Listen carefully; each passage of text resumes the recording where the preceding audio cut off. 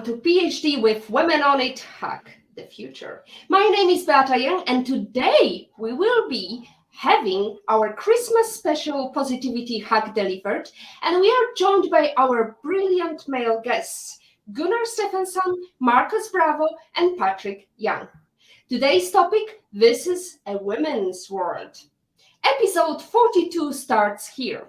Let me remind you, this is a grassroots community that focuses on Women on It, an inclusive forum of women in technology, startups, and female leaders who are supported by men as well. And I bring heart to that hustle because empathy is my motto, and empathy is critical when you are going to initiate a dialogue about stereotypes, stimulate thought, and inspire to change the ratio. In today's episode, we are going to have an interesting discussion. Recent projections based on economic scenarios modeled by McKinsey and Oxford Economics estimate that employment for women may not recover to pre-pandemic levels until 2024, for two full years after the recovery for men. Without significant action, such as additional employer support and training programs, Fortune magazine reports there is a real danger that female labor force participation could face its steepest sustained decline since World War II. Female workforce participation has already dropped to 57%, the lowest level since 1988. According to the National Women's Law Center. It's time for engaging episode with our gentlemen, and let's not only focus on men, because this is a women's world. Gentlemen, let's start with Patrick, who is next to me. I believe you're still in Valletta. Gunnar, where in the world are you today? I'm in Iceland, northern Iceland. And Marcos, what about you? I'm somewhere not too far from Wrocław in Poland. Fantastic. So, gentlemen, let's start with a very often asked questions. I mean, some of you have got grown-up children, but many women, even if they have grown up or small children, they are quite often asked, how can you manage looking after your children and having a job? Marcus, you've got the youngest children in this group.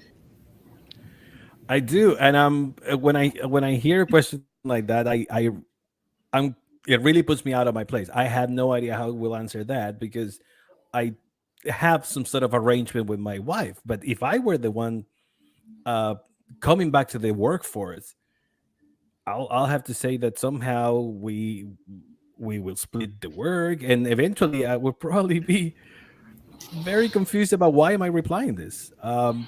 Why is it important for my performance? To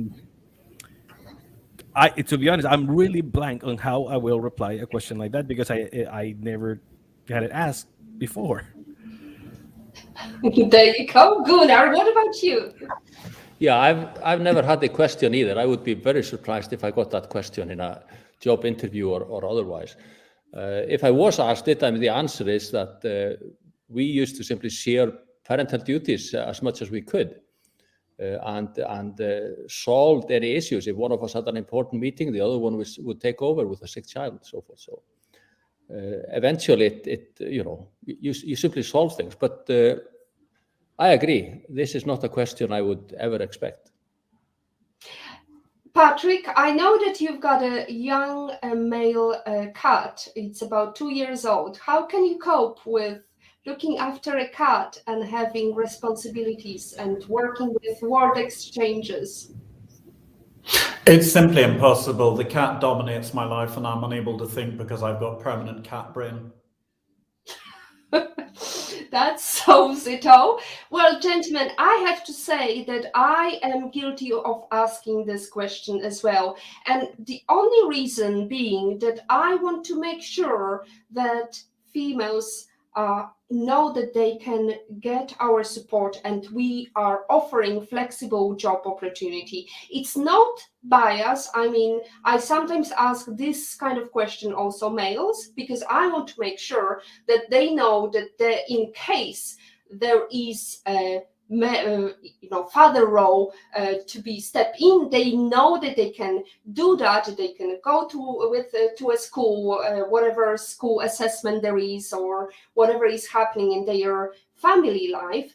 And in our production today, we've got Jamil, who is a young mother, and quite often she would meet us with her girl, and we would have a joint meeting, and sometimes I would show the cat to the child, because it's important to have a good group meeting.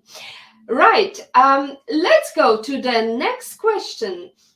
As a father, and let's start with Gunnar, as a father, have you never felt guilty about missing out on something?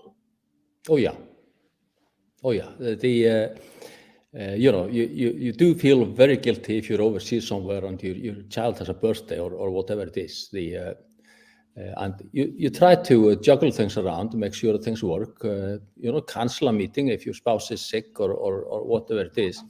But you definitely have felt guilty about missing out on things. Patrick, what about you? Yeah, look, it's always a problem, isn't it? I mean, you're bound to feel guilty when you're traveling or wherever you go, because you're bound to miss something at some stage. So that's always a challenge. I think the difficulty is, in modern life, is it possible to capture absolutely every possible event? Well, even if you're live streaming the whole of your day, you'll still manage to miss something by looking in the opposite direction. And what about Marcus? Well, I was working overseas when my daughter was small. She was young. She was about 6-7 months old, and I left home for about 4 months working in the US, and it was hard. I missed tons of things that I really felt guilty. Like after that, I couldn't do that job again. I mean, it was a really really nice job, very well paid, but the fact that she was sleeping with the iPad next to her, like and hugging the iPad, uh, just because we were talking there through Skype, it was heartbreaking. So I'm like, since then I said no, it's family first, and whatever I have to do to cancel things, which is a lot more flexible now than before, I'll do that. I mean, I'm lucky that the most of the organizations I worked so far, if I'm sick or my wife's sick or there's something I need to do, they'll be okay, cool, which is something Oh. unthought from before. Well, isn't technology fantastic? We can join with our children. We can have a gathering wherever in the world you are. And actually, pandemic showed us that even when we are not in front of each other, we can still have this connection, and we can have some quality time, even though we may not be able to hack people. Oh, we've got first question from Olga. I encourage everyone to ask questions. This is your unique opportunity to ask a question. For example, you were asked when you were being interviewed. Hi, Beata, great to see this fun show for Christmas. Thank you, Olga. We are waiting for your question. You always manage to grill our guests. So let's go to the next question that female face quite often during interviews. How do you deal with your beauty? And I'm going to start with Marcus, the most handsome man in this show. That when I heard that question too, I'm like, will someone really ask? Are you hitting on me? What's the deal? Why would someone ask a question like that? It's first of all, I'm totally not on the beauty side, so thank you for the compliment. But it's just so weird that someone will ask something about your appearance, even though we still have resumes or CVs with our photo in there, that it really affects the way we get jobs or not. I don't know. Like I have to deal with my beauty wearing a mask, I guess. I don't. There you go. Gunnar. Yeah, thank you. No, I've never actually been asked this question. But on the other hand, I heard somebody being asked this question. One of our undergraduate students, a second-year undergraduate student, was asked this on a live TV interview, and you sort of sit there. What did that reporter just ask her? And she got away out of this, really, really nicely. But I can't, for the life of me, remember what she said. But yeah, these things do exist. But that was a female reporter, by the way, which I was quite surprised, asking, how come a beautiful blonde girl like you is studying mathematics? And you're like, what did she ask? That's weird, totally weird. What about you, Patrick? Well, I think clearly the case of the lady who came before, obviously she was just able to say that blonde and beautiful equal genius in her elements of algebra. Not been asked that question previously myself. Not really sure what's the best way to answer. One, muddles along as one can when you're born with these particular looks. Absolutely. Olga is saying that grilling, how can we expect these men to cook and work? Well, do you cook and work, Marcus? I know that you're a foodie. Oh, can you actually cook? That's my thing. That's like the only thing I can offer my wife is like, honey, you want me to cook lunch or you want me to cook dinner? I'm ready to go. That's like my excuse that I'm not helping around or I'm not doing stuff like I'll cook, please just let me cook. What about you, Gunnar? Do you like cooking? I actually rather enjoy cooking. I'm not a very good cook, but yeah, I do like cooking, and it so happens that Kristin cooks has traditionally cooked. Kristin, my wife, that is, has traditionally cooked considerably more than I have. But doesn't change the fact that I do like cooking, and I'm quite reasonable at it if I actually take the time. There you go. Are you preparing something for Christmas? No. These more fancy things are definitely my wife's department. Oh, there you go. What about you, Patrick?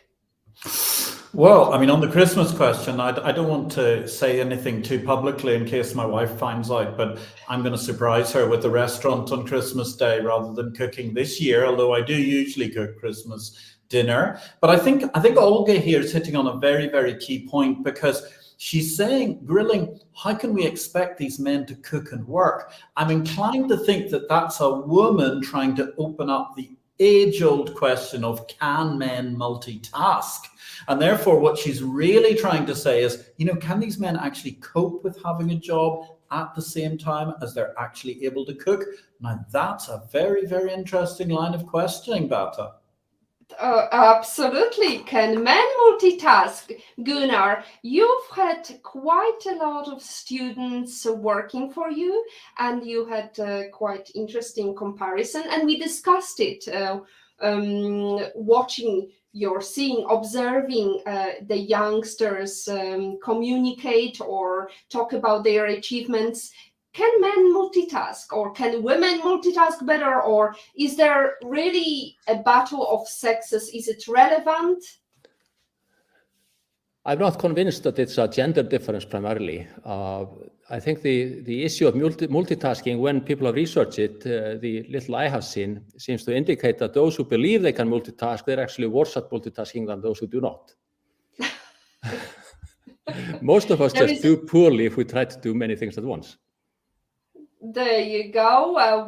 There is a lot of bragging, I believe. I think that's it, yes. What about you, Marcus? I've seen you multitasking. I've seen you in real life in Wrocław when we were doing mentorship for startups. How is it going for you, Marcus? How can you cope with multitasking? Badly. I'm really trying to stay away from it and try to focus on one thing. I am really bad at staying in one lane, and I try to do a lot of things, but then I get a bit I get a bit tired of it, so then I have to give up one thing to focus on the other one. I try though. I try. I really try to. But I guess multitasking is easier when you do something that you're really passionate about, like doing a podcast or mentoring and things like that. That it helps you sort of put yourself out there. That might work. But if it's about a bunch of things to do, yeah, I'll get a bit crazy there too. There you go. We've got Christopher Messina. He's saying, I struggle to do one thing at a time. Christopher, thank you so much. I hope you're going to bring some interesting question to our all-male panel, or as they say sometimes, it's a manel today, ladies and gentlemen. We are dealing with great brains from all over the world. Marcus, who's originally from Chile, Gunnar, who's joining us from Iceland, and Patrick, who's originally from Belfast in Northern Ireland. Trixie Lopez suggests you are about to get into a fight. What song comes on as your soundtrack?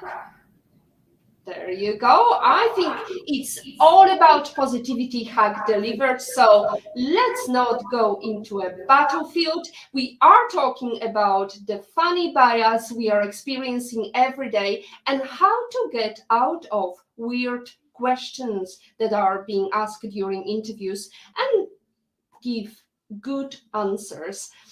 So, But just in case, if Trixie want to know, I will go for anything punk rock or very hardcore music.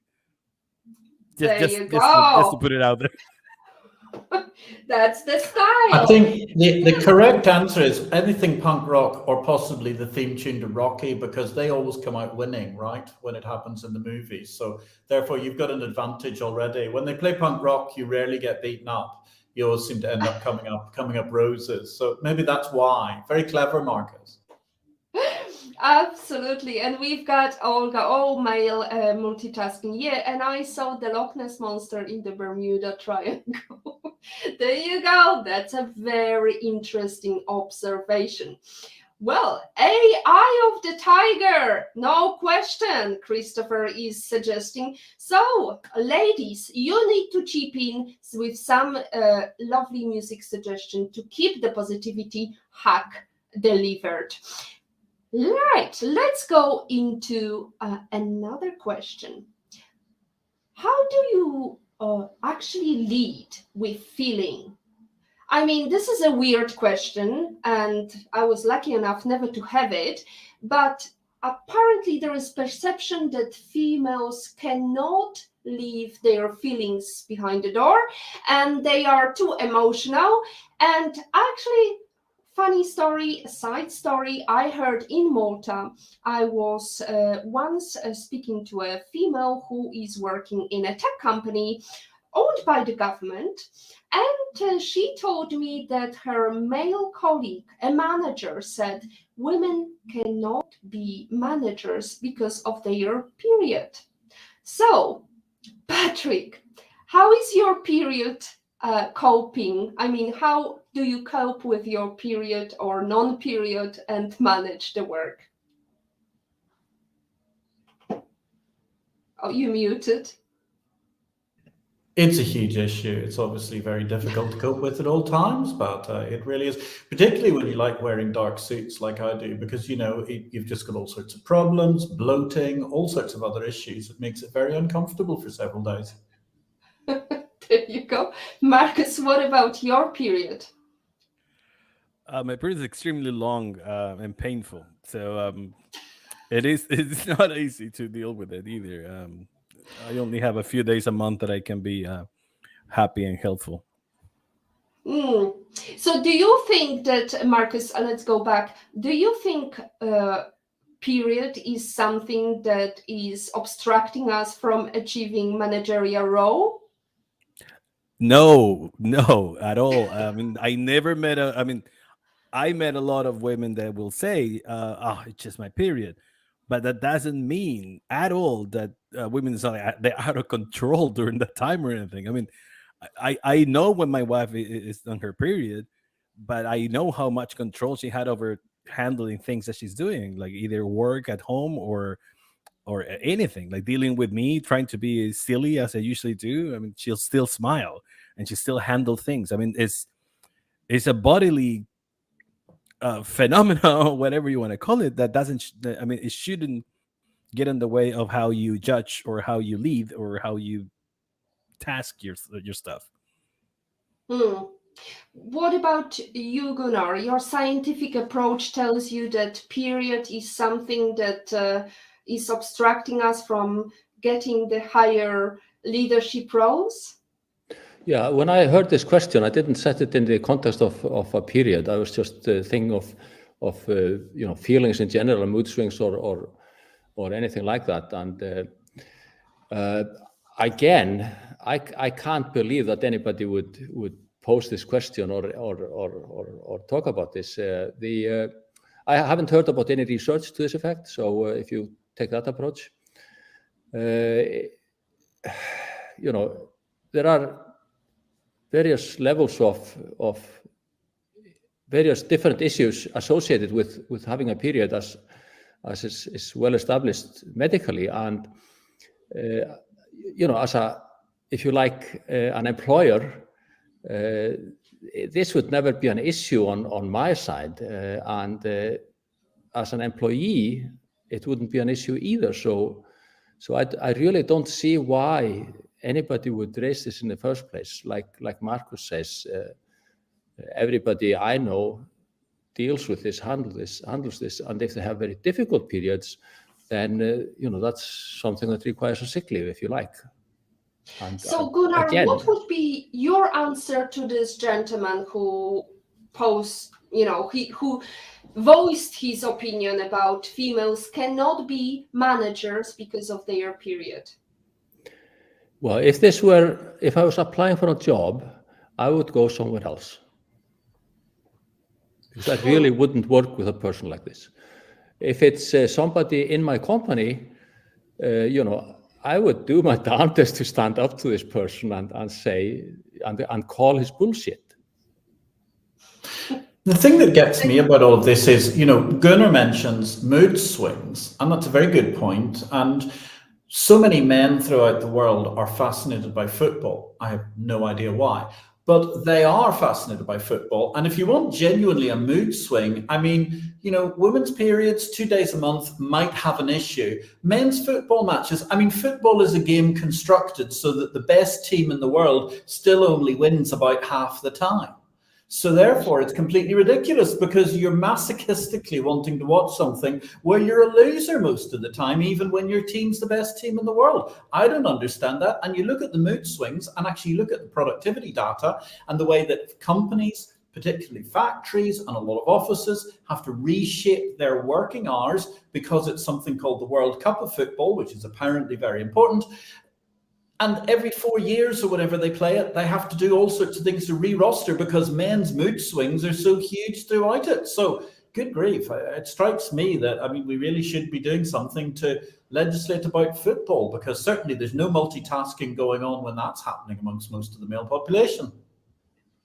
Absolutely. Thank you very much for this very interesting observation. We've got Chris comment. This is not a joke at all, but I wonder if the gender issue truly exists for people under 50. I've spent my whole career on Wall Street and Silicon Valley and in commodities, mining, and have worked with and for women and have supervised some. I have not experienced any particular bias in the teams and on the deals I've been part of it.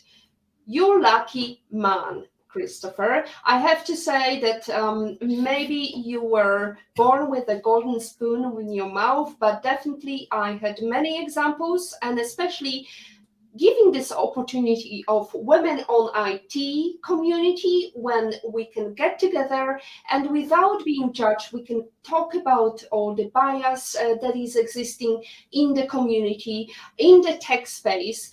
It really gets some steam out. And today's task, ladies and gentlemen, is to make sure that we can get out of that bias and open our vision, open our eyes into the women's world and try to help the sisterhood. We have a question from In Love and in Pain now. What do you think men can do that women can't? Oh, is there something that women can't do? Patrick, let's start with you.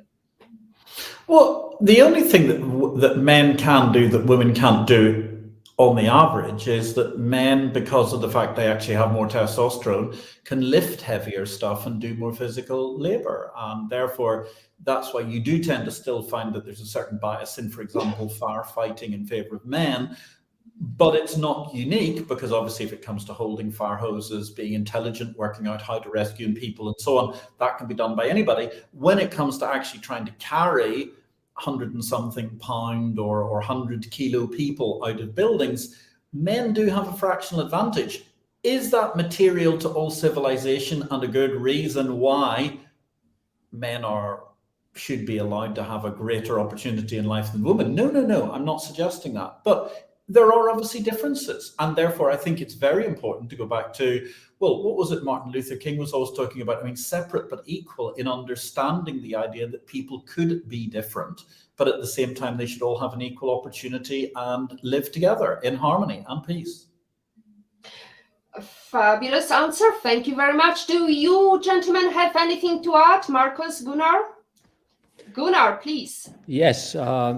I went on a fire drill once as a part of working on the Marine Research Institute. And so we got these oxygen tanks on our backs and, masks over our faces and completely covered. And then we got blindfolded, so we couldn't see anything. And then we were put into a location. We had to crawl around the tunnel and eventually find a person and drag them out.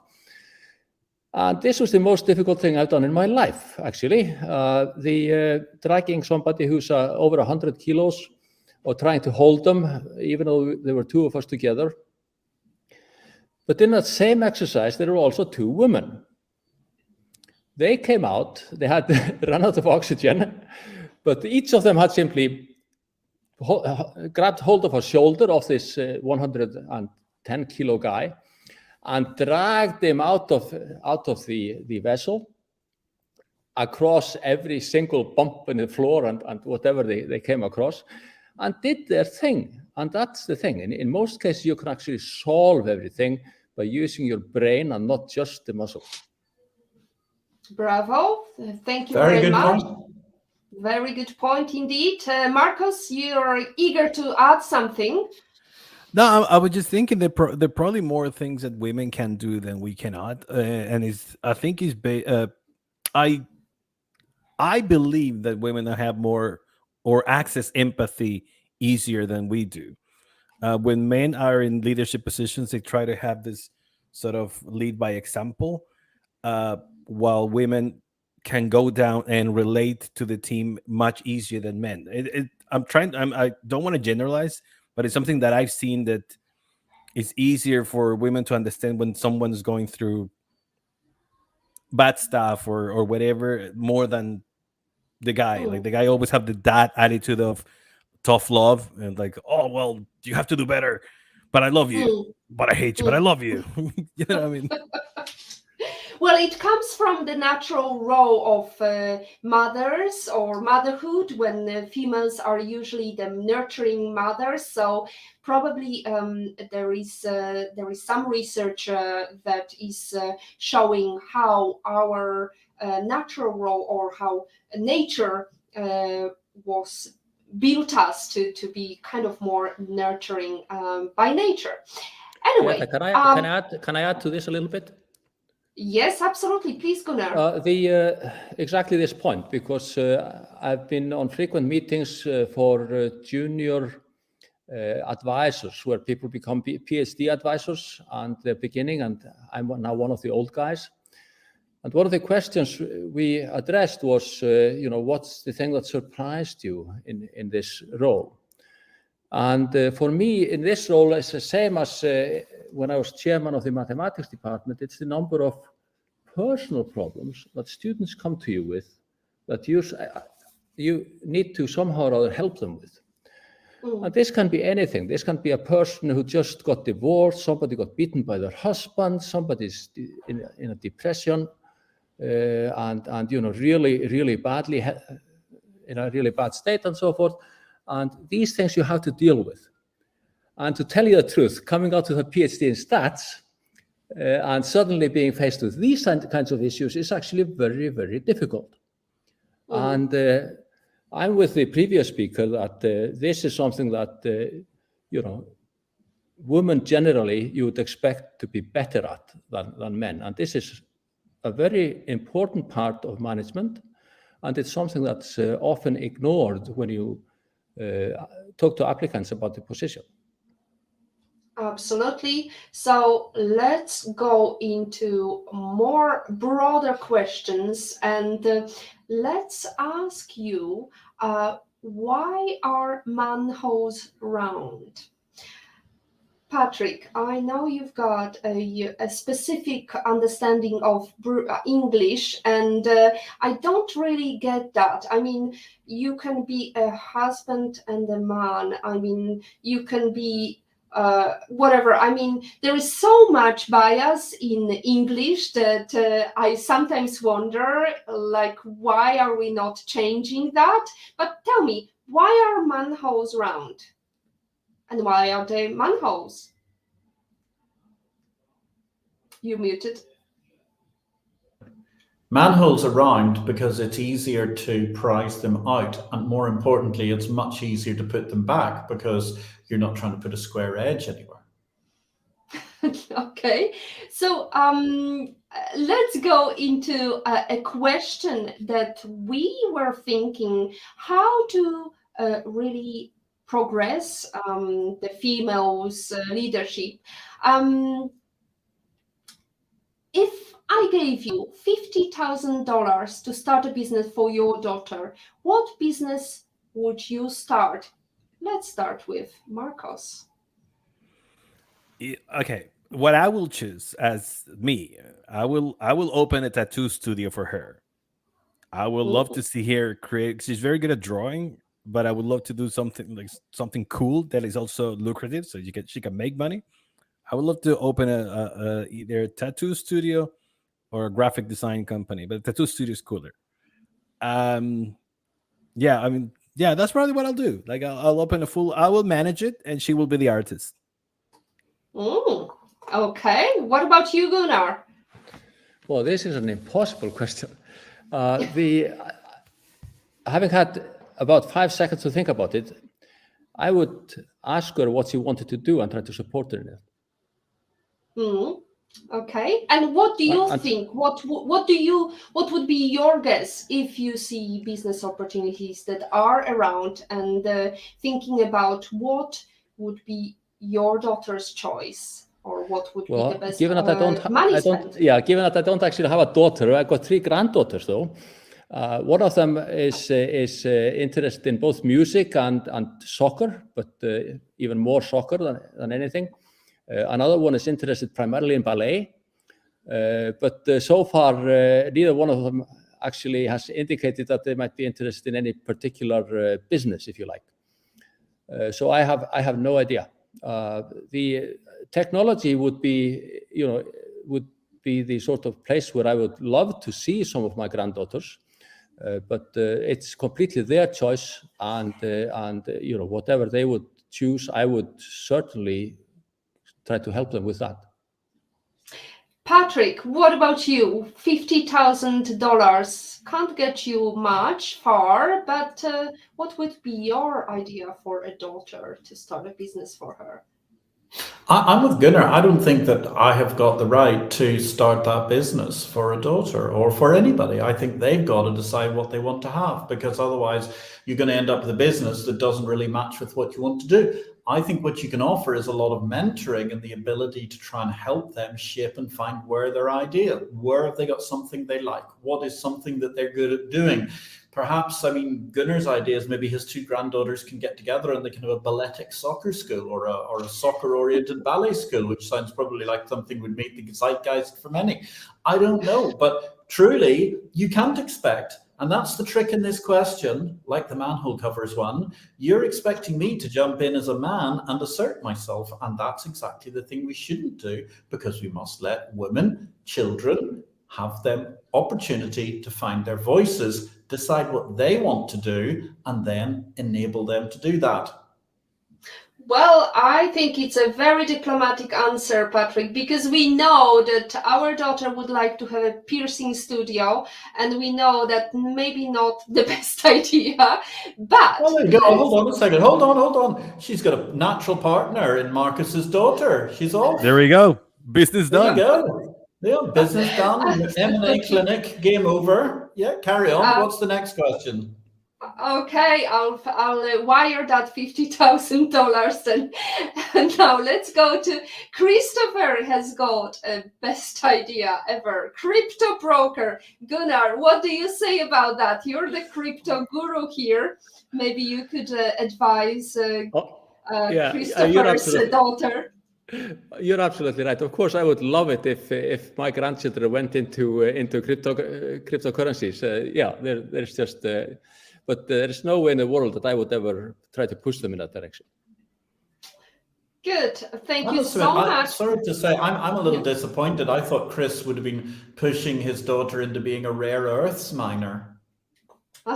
There you go. Well, Chris, you have to listen to what Patrick's advice is here. And let's go into the next question. If you could compare yourself with any woman, which would it be and why? Marcus. Wow. With any woman. Can I go cliche and say with my mom?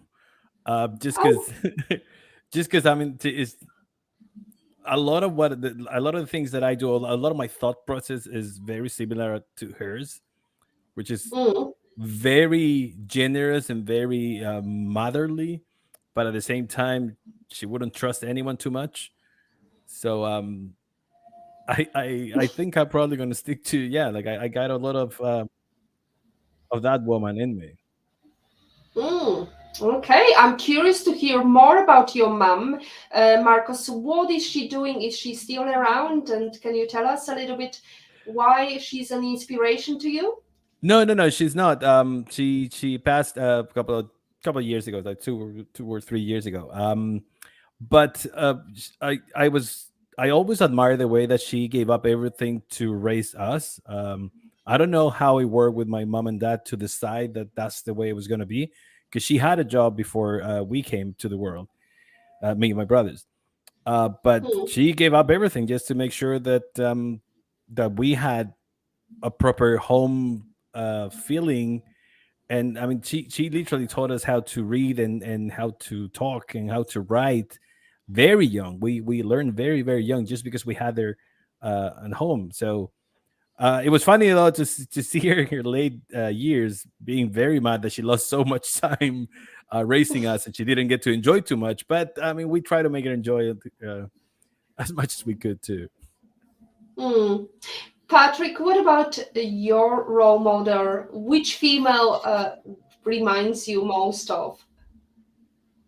I think it's impossible to whittle it down to one. I think that's just a terribly almost sexist construct that there can only be one woman of the many billions who've been through history. And I think I would love to have the drive, the ambition, the ability to execute of Margaret Thatcher. I think to have the raw ability and bravery of Beata, the famous German sex entrepreneur. I mean, there's a woman who, when she was behind the German lines, she was actually a pilot, a test pilot and a freight pilot for the German Air Force during the Second World War.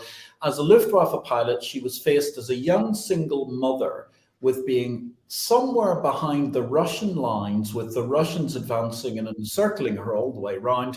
She stole a Messerschmitt 109 fighter, which she didn't quite know how to fly, flew it behind the Allied lines with her baby basically on her lap. And no, they did not have child seat belts in Luftwaffe Messerschmitts.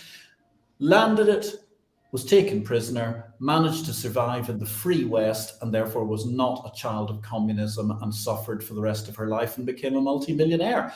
With women like that who've got such incredible drive, with the beautiful, bounteous creativity of someone like Coco Chanel, you want me to choose one role model? It's impossible. What about Gunnar? Do you have many role models or just one? I think so. I think I'd have to say many, like Patrick. I mean, the things that go through your brain are range from Marie Curie to Malala and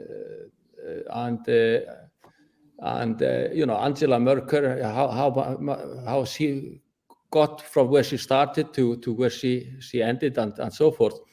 The list is just so long that I wouldn't know where to start. And when you meet somebody in the late 20s and you're sort of asking, so what do you do? And she tells you, well, I fly these large passenger airplanes out of Singapore. So how did you get into flying? Well, I started with the Swedish Air Force.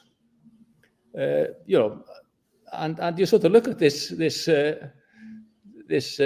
person who, when you're in your 60s, looks like just out of school, and you're just totally amazed. And this happens to me all the time. I'm totally amazed at young women and also older women at what they've achieved and how they've gotten through often very adversarial environments to get to where they are.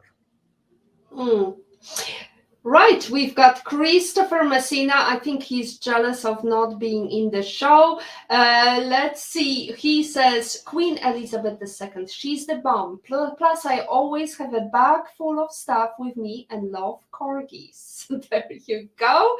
Chris, thank you very much for sharing with us.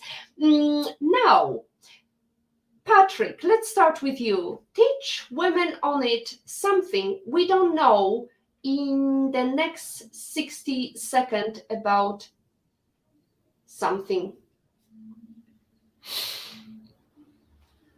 The most important thing we have to fear is fear itself. And at all points in time, the important is that if you don't speak up now, then you probably will never speak up. Seize the opportunity, carpe diem, as the ancient Romans used to say. It's vitally important to bring your voice to the table at all times and say something.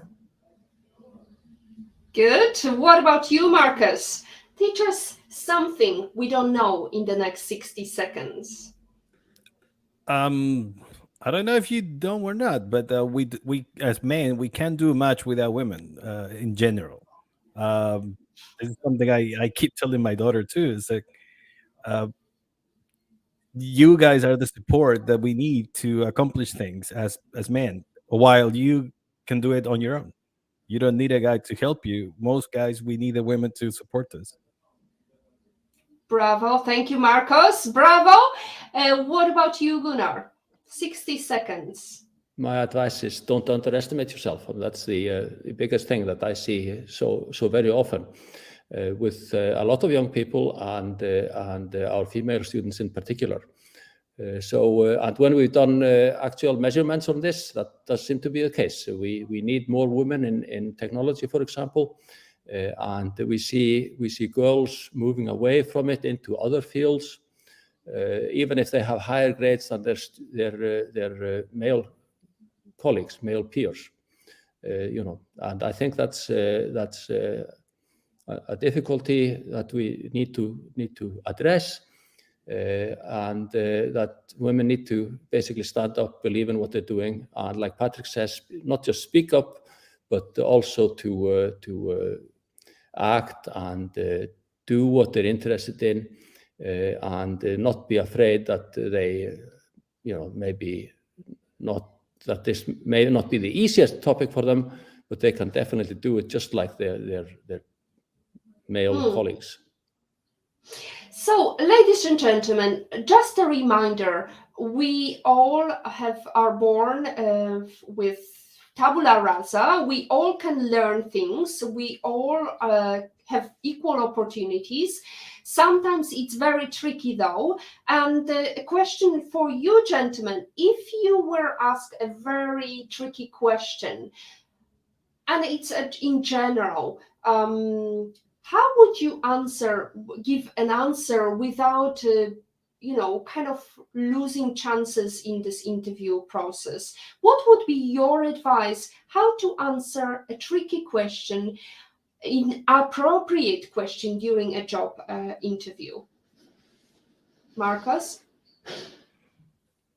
I will try to answer with the same tone, the same. If it's a tricky question, give it a tricky answer. Just make sure that you're not taking it super personal. You're just trying to act as professional as you can, even though it might be one of those like about your period or about having kids.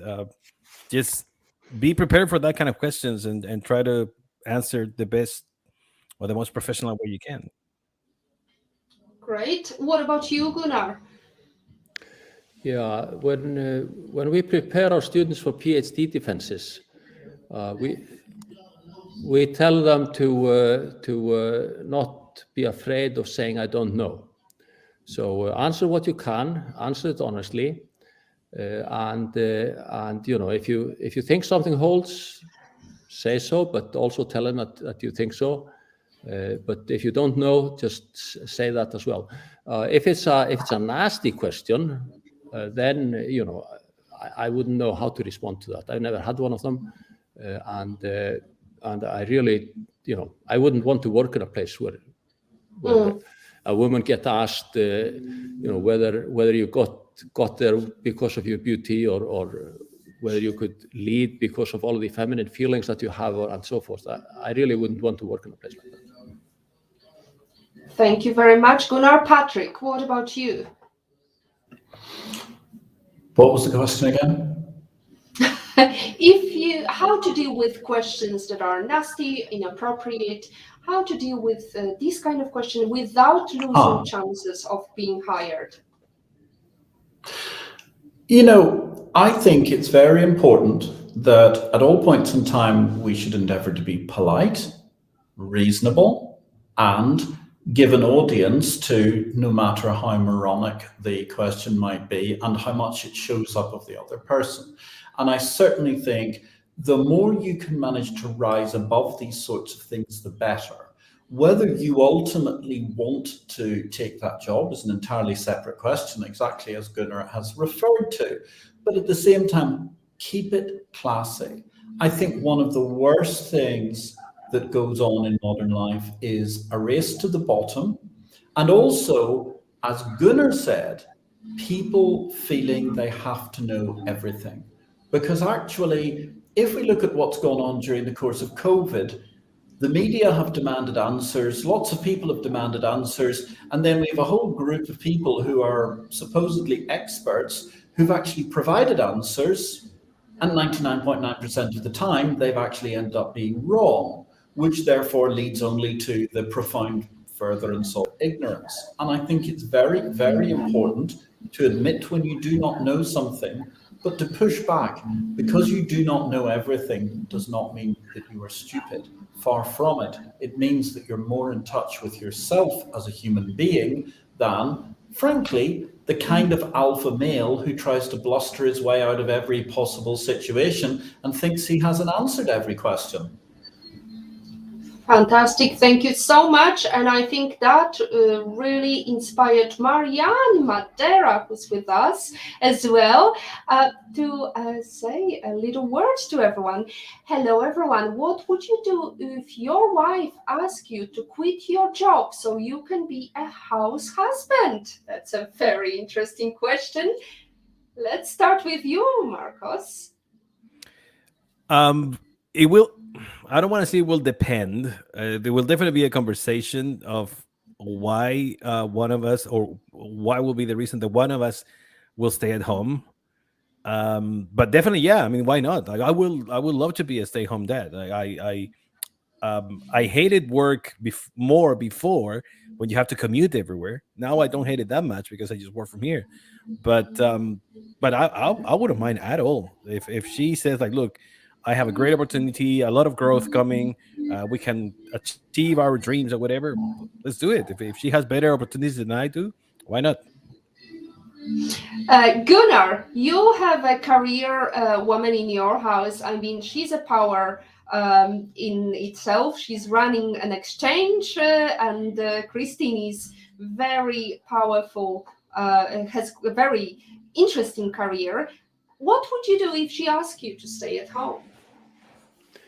Yeah, I was trying to see when this could actually come up, because normally we would just try to settle things and split the tasks.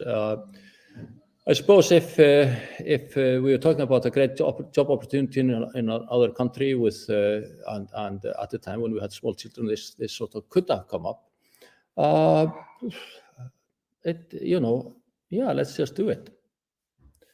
Okay, so you're open to stay at home and be a stay-at-home dad, right? Yeah. The thing is, though, that I'm a lousy stay-at-home dad. I tried this when my children were my boys were young, and I tended to work also. So sort of house cleaning and things like that got left for quite a while, and we'd be fine together. Me and my junior, whenever he was awake, and then whenever he went to sleep, I'd do some work. And I think that's a habit I would have a really hard time dropping completely. I would always have something to look at, something to work on, and so forth. But no, I'd be open to the idea, usually. Okay. What about you, Patrick? I know from our experience, you sometimes stayed at home and looked after Laura, who was ill. But in the long run, would you be able to say farewell to your career? I think it's a great question. Thank you very much, Marianne. I think the question is not so much would it be me saying farewell to my career as how would the relationship go given my low standards of housekeeping? And I think there's a big argument there to be made for the fact that actually, if I was in a direct competitive runoff against anybody, for example, someone with perhaps half the number of limbs I have who can't actually see, they probably would do housework better at a better standard than I would because I'm practically inept. So I think that could be an issue. I might be able to cook very nicely, but apart from doing the dishes, it might not work out very well. So I think the thing that I would do if my wife asked me to quit my job so I could be a house husband is ask whether we think that I'm actually going to be able to measure up to the standards she would like to see delivered in her home. Okay, let's leave this question looming and let's not answer it here on this show. I wanted to ask you, this is 7 minutes left to the end of the show. What advice would you give to other females to help their career or start an entrepreneurial journey? Let's start with you, Gunnar. Well, that's the same as before, isn't it?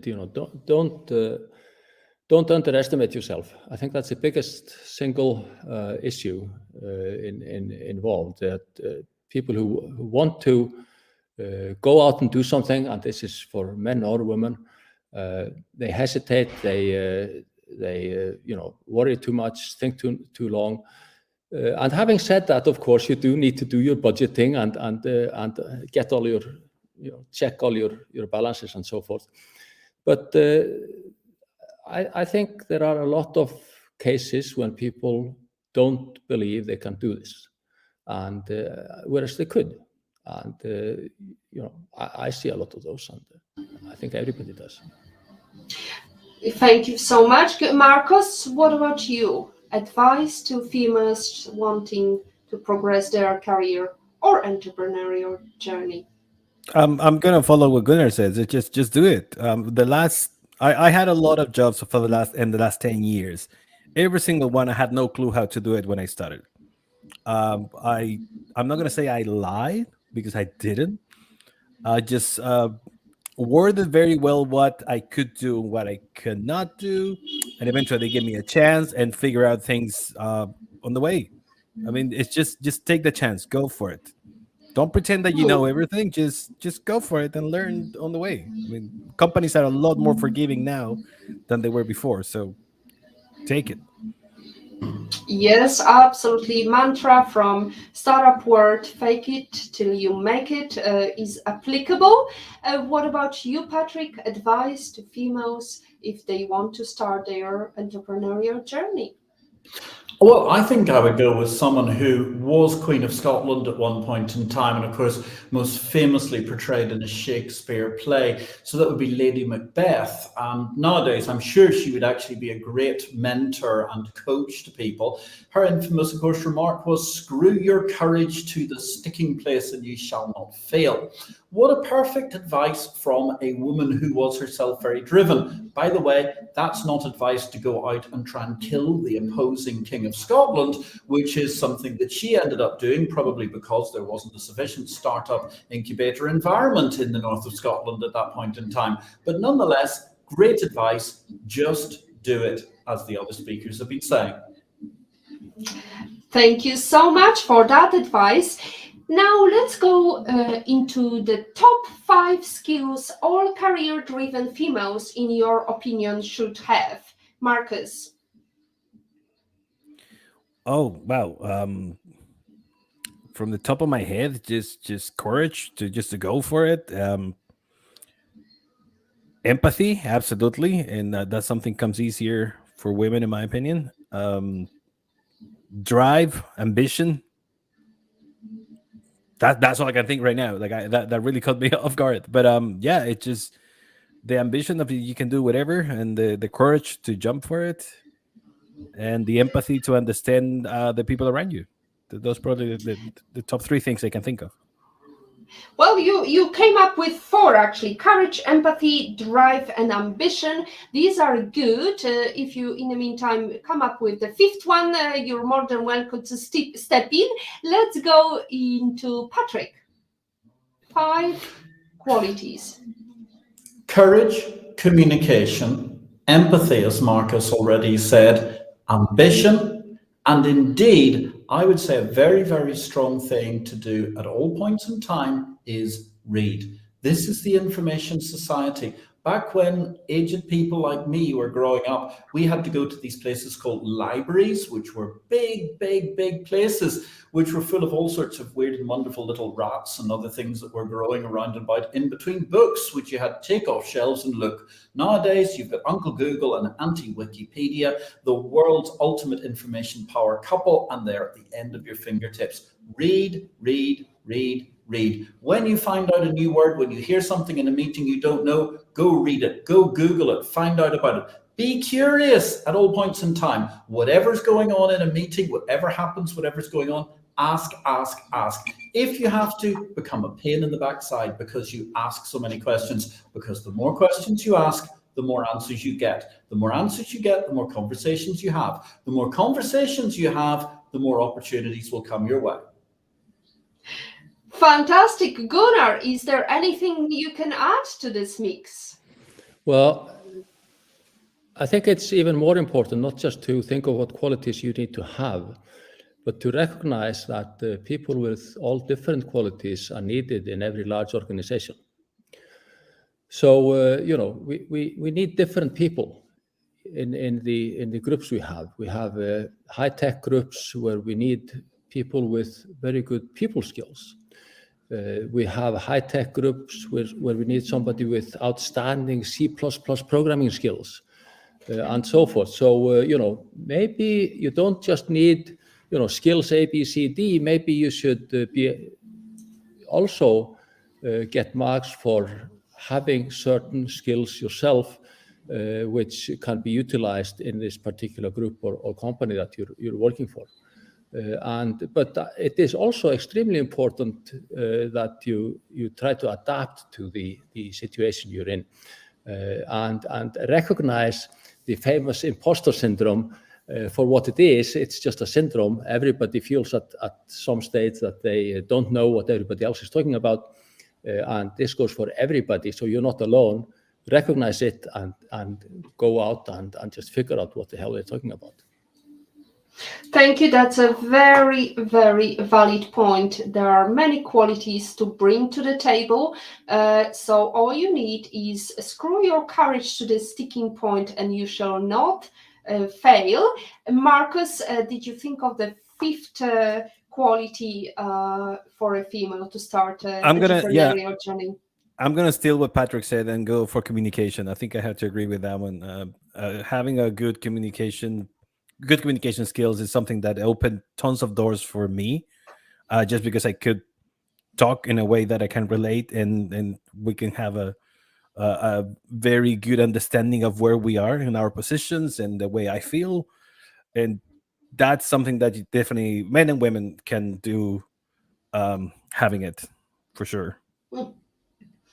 Thank you so much, Marcus. Thank you so much, gentlemen, for this lovely, interesting discussion, a lively discussion. I would like to recognize the fact that we are by nature biased. I mean, I at one point even talked about my friends' children, and I said, I was talking about the great show of Cars, and maybe her son could come and watch it.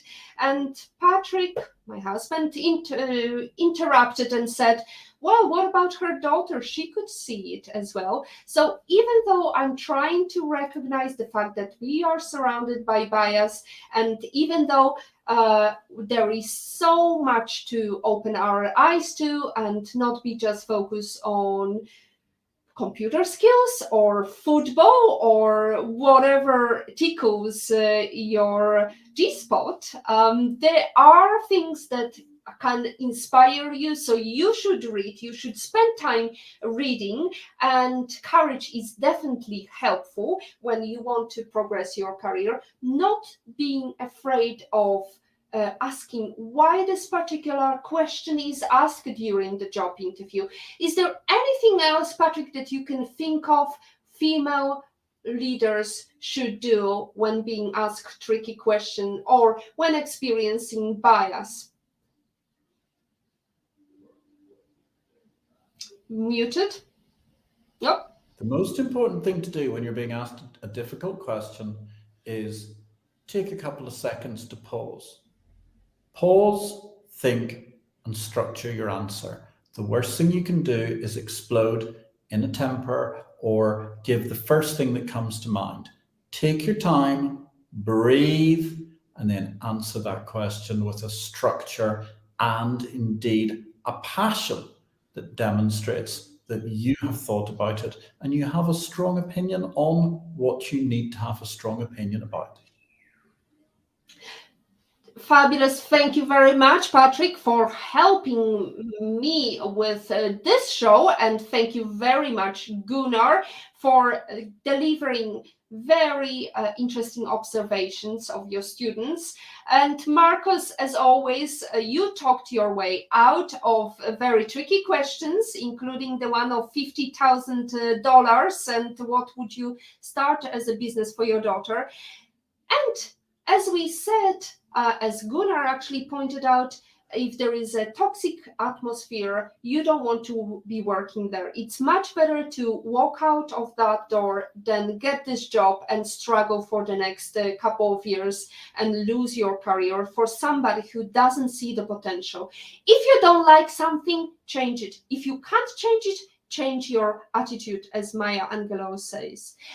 Ladies and gentlemen, thank you very much for interesting questions, great comments, and this is time to wrap our show. We wish you a Merry Christmas. Our next show will be after New Year's Eve. We will be talking about Flutter. Thank you very much, Olga Vasina, Christopher Messina in Love and in Pain, and Marianne Madera for delivering questions, comments. It's been a pleasure. Once again, gentlemen, wish you a very Merry Christmas and Happy New Year. I like to live dangerously, as Patrick would say, because in the word of happy holidays, we have to say what is deep in our heart. And I'm being a Catholic girl raised in a Polish country, I definitely recognize the Holy Spirits and that live upon us and the great time that is coming. Today is your day to hack your future. Hack the positivity you want. Thank you so much for our lovely audience, our great guest, and thank you for delivering another positivity hack. Thank you, everyone.